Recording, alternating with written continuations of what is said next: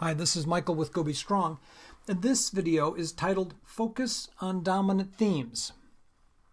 The main idea here is to continue to take a deeper, more nuanced look at our themes, at our dominant themes, and see how they're influenced by other themes that we've got.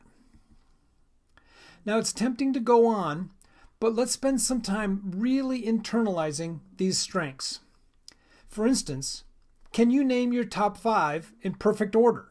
Extra credit if you do all 10. I encourage you to take a few minutes and memorize those 5 in order. Be able to rattle them off quickly because it helps you to make sure that you're making that connection to what they are. And like I said, for extra credit, go ahead and do all 10. Then go back to the words that you highlighted in the report. We did this a few lessons ago. Can you memorize 5 to 10 words that really capture the you in each strength? So for instance, in my case, I have futuristic, and the phrase is in there, it says something like, I live in the future, or I live in tomorrow. Go through and find those very short phrases that explain it. And if you only had a few words to explain to a friend or a coworker, if they say, what do you mean by achiever? You could say something like, it means I love to cross stuff off my list, right? So try to find the words for each of your top 10 that capture the idea of that theme. Then, and here's another challenge exercise, share your top 5 report with 5 friends or family. And by that, it could be as simple as just giving them the report and say, does this sound like me to you? Is this, when you read through this, does it resonate with you? Or, have a cup of coffee and an extended conversation and discuss those strengths.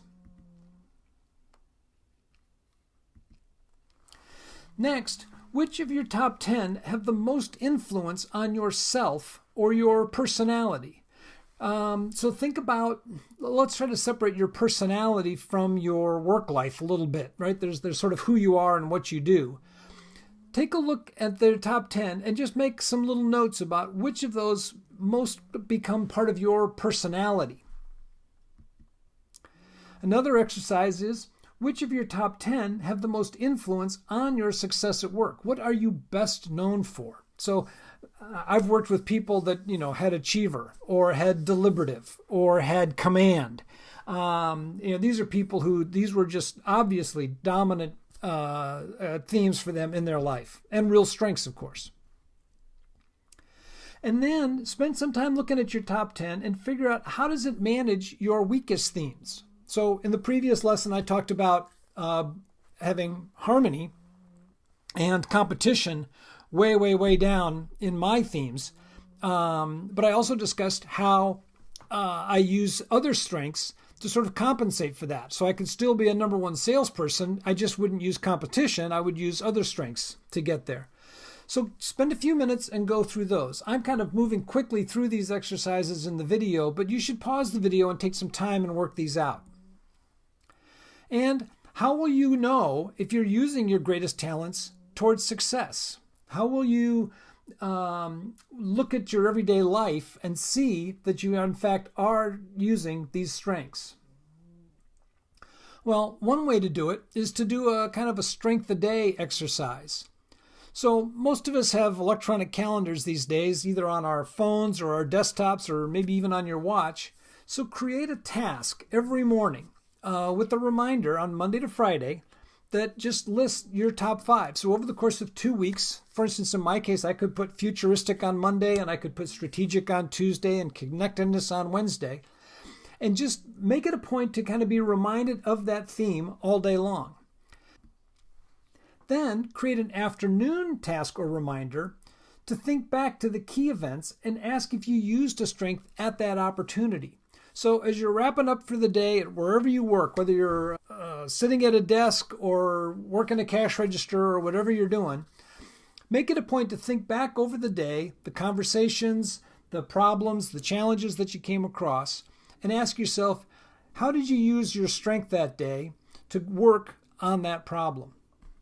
What we're trying to do here is to start to make connections between the work that we do and the strengths that we have. Because when we can start to see those strengths in our lives every day, we'll become more aware of them, and we'll be able to invest in them, and we'll be able to leverage them. This is the best opportunity for growth. This is what we really want to focus on. So in summary, we looked at our strengths again. That's been a big theme as we've gone through these last couple of lessons. The goal is repetition. We want to get familiar with them as much as we can. And we want to see them in our everyday lives and the role that they play in our success. That completes this section, which is also sort of known as the Name It section. This is where we're just trying to get familiar with the strengths that we have. In future sections, we're going to do Claim It, where we will gain an appreciation. And lastly, we'll do Aim It, where we actually start to put them to work. So we'll be moving into section 3 called Gain an Appreciation for the Strengths in our next set of videos. Remember, what will happen when we think about what is right with people rather than fixating on what is wrong with them? Thanks for watching. I'll see you in the next video. Until then, go be strong.